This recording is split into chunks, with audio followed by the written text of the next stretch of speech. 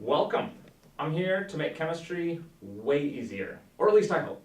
That's my goal. I'm a tutor here in Bellevue, and my name is David, and let's see how we can make this work. My first lesson is going to be on stoichiometry and dimensional analysis. Oh, what fun. So this has everything to do with canceling units. It also has to do with something called the Molar Road Map, although we're going to switch up the name on that one a little bit.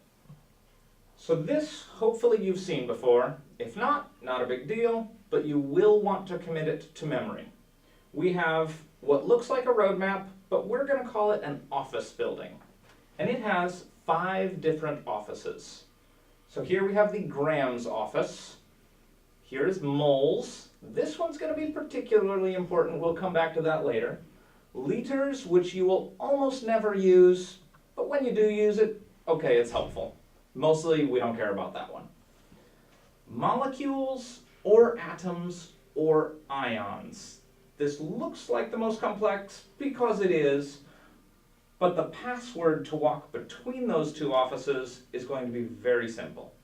Did I mention there are passwords in this office building? Yeah, that's right. There are guards in between the hallways. They will not let you through unless you know the password.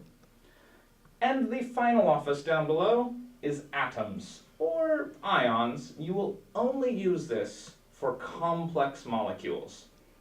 Read that as not very often. All right, let's talk some more about those passwords. So we have passwords between these offices. And if you want to walk from grams to moles, you must have a very specific password. Wait for it.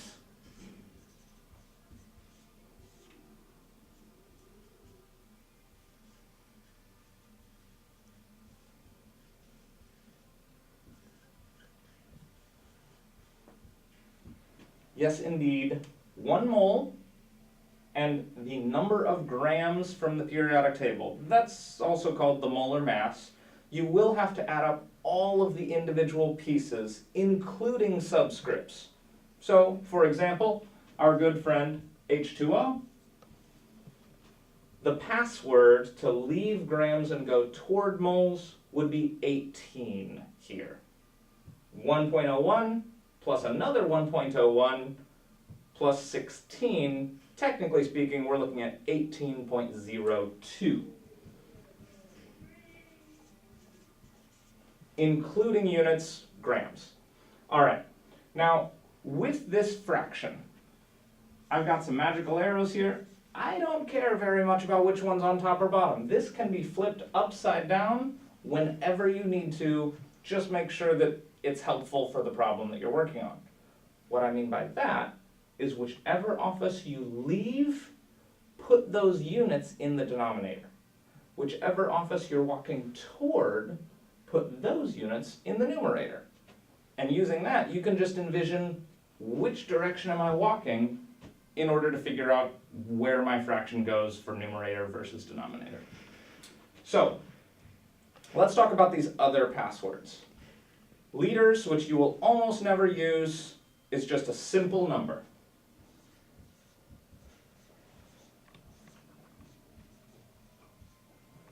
.4 liters per 1 mole. Just like all the other fractions, I don't care which one's on top or bottom, the office you leave always gets put in the denominator. So flip it upside down as necessary. This one, that is a number that I guarantee you've seen before if it's after the 23rd of October. What's so special about that day?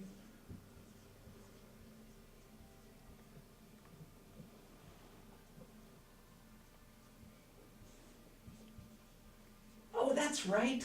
It's Mole Day. So, Mole Day is pretty awesome, let's be honest. But it's only awesome in this hallway. It is not used anywhere else. So many students think, I see moles, I need the mole number, that's 6.02 times 10 to the 23rd. That is not any time you go to the moles office, that is only reserved for this hallway, right there. 6.02 times 10 to the 23rd, If you need that on a calculator, make sure you press the EE button. That's right, we are going to scrap the times 10 to the 23rd, and we're going to do capital E 23. That will make your life so much easier for inputting these things into the calculator. Don't try to use times 10 to the 23rd. Use the capital E. Now the final the final hallway you will not use very often, but in the event that you're trying to find how many individual atoms there are in a complicated molecule, it goes like this.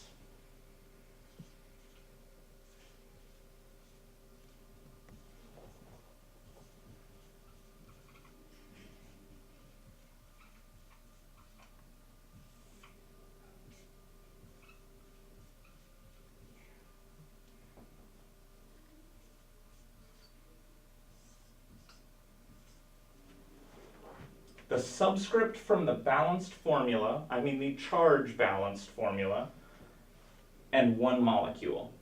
So again, back to H2O. If you were converting into atoms of hydrogen, it would be 2 atoms for every 1 molecule. If you were converting into atoms of oxygen, because the invisible subscript right here is really just a 1, then you would simply say 1 atom of oxygen for every 1 molecule of water. All right, very nice. And now it is time for a sample problem.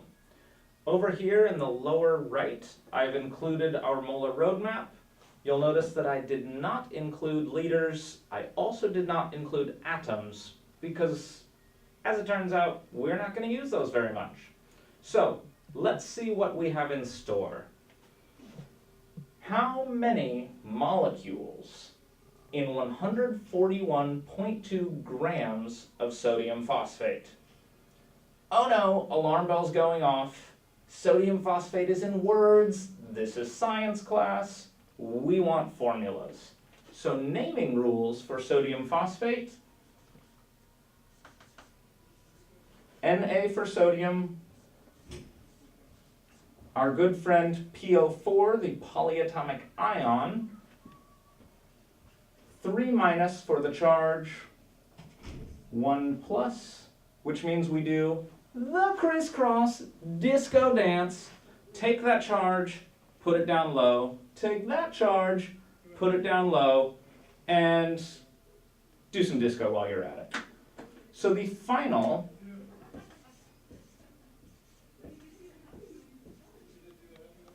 is Na3PO4. This 4 is not from the disco dance. It's just part of the polyatomic ion. There's an invisible 1 on the outside. If you would have needed a bigger number around that polyatomic ion, you would have had to put parentheses. We didn't need that this time. We got lucky because it was a 1. So this is the monster we're dealing with. And we need to set this up as a dimensional analysis problem. There are 3 ways to go about this. I'm lazy, so I'm going to use the most efficient one. And that is called the chicken ladder method. It starts with a big bar and some hash marks. It's kind of like that movie where they ran up the ladder and they launched off into space or something amazing, except it's just chemistry. So this is exactly the same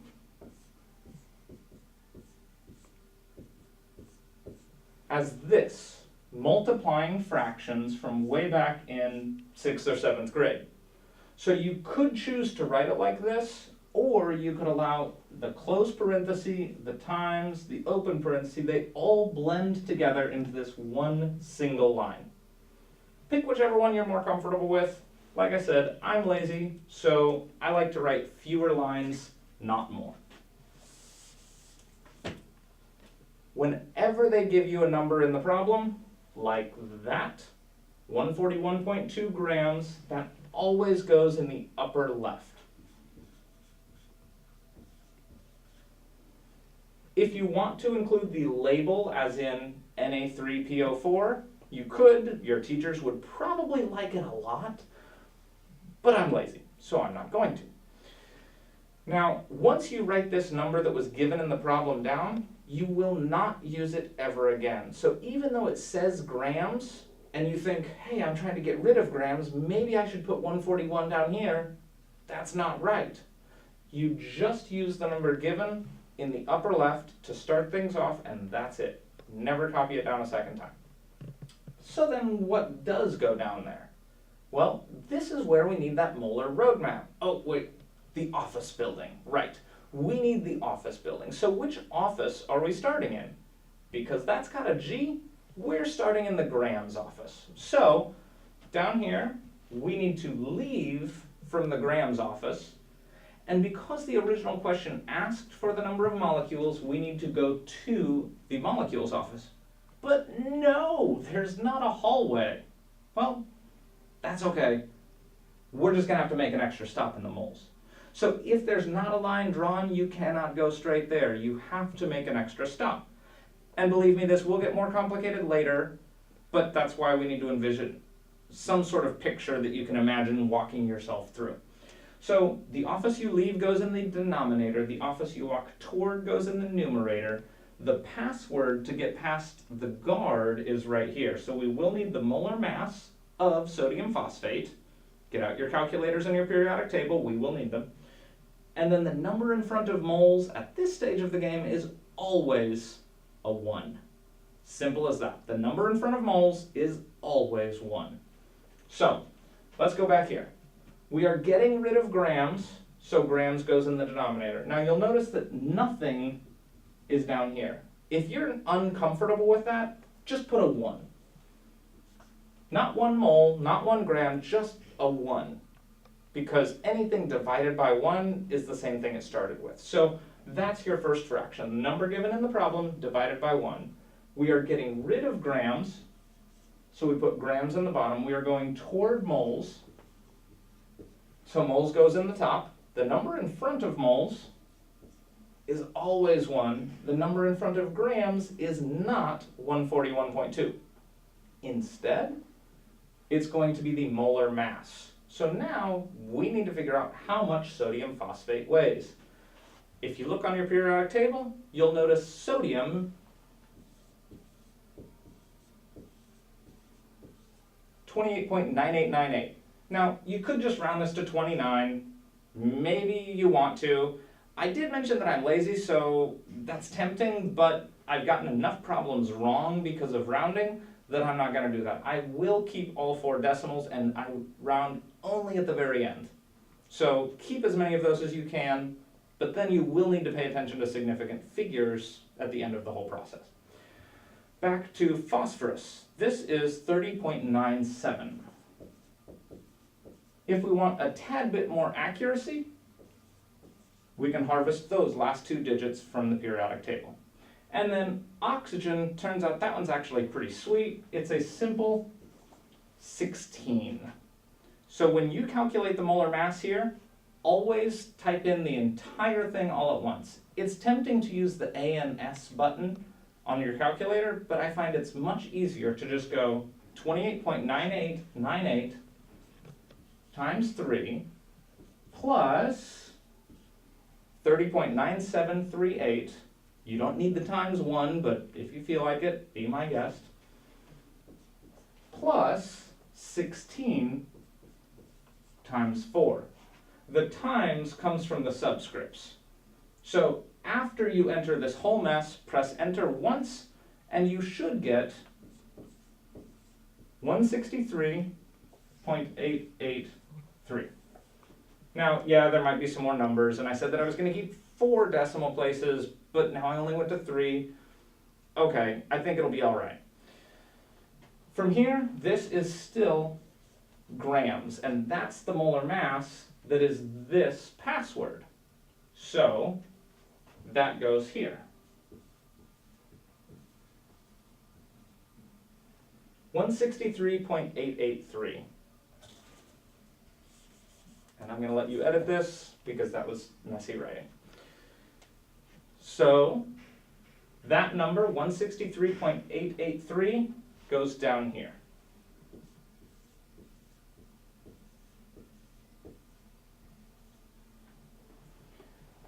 And then we have arrived at the mole's office. Now that is not where the problem asked us to go, so we need to keep on moving.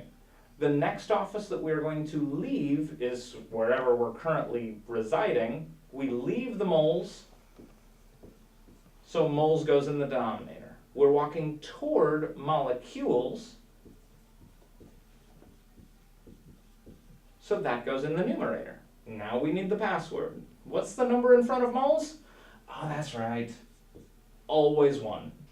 What's the number in front of molecules? This is the only time that you actually get to use Avogadro's number. The hallway between moles and molecules, that diagonal bridge, is 6.02 E23. From here, all of your units should cancel diagonally except the one that you want. Grams in the numerator, grams in the denominator, moles, moles, same exact story, but we keep molecules because there's nothing to cancel with it. From here, you multiply everything across and divide by everything in the denominator. If it's a 1, you don't need to input it into the calculator. So this is exactly what I would type if I were using one of the TI 84s or 85, something like that.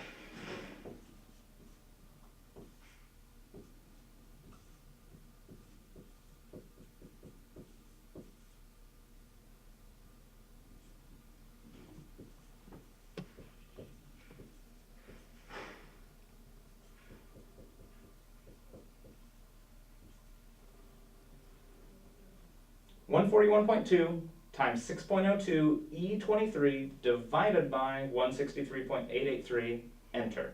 That's it, you're done. All you have to do is round for significant figures. So in the end, the calculator should spit out something close to this. Try that again. In the end, the calculator should spit out something close to this.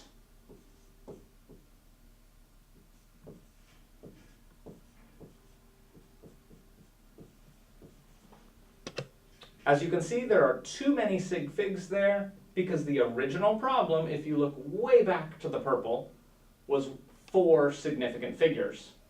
Therefore, when we do our multiplying and adding and everything else, by the time we're done, this should also have only 4 sig figs.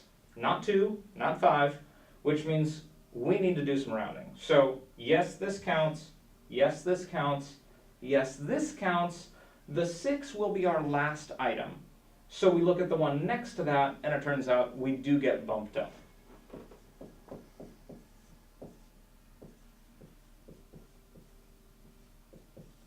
Make sure that you label not just which office you're in. We're in the molecules office, that's where we want to stop, but also what is the substance that you're dealing with. In this case, sodium phosphate.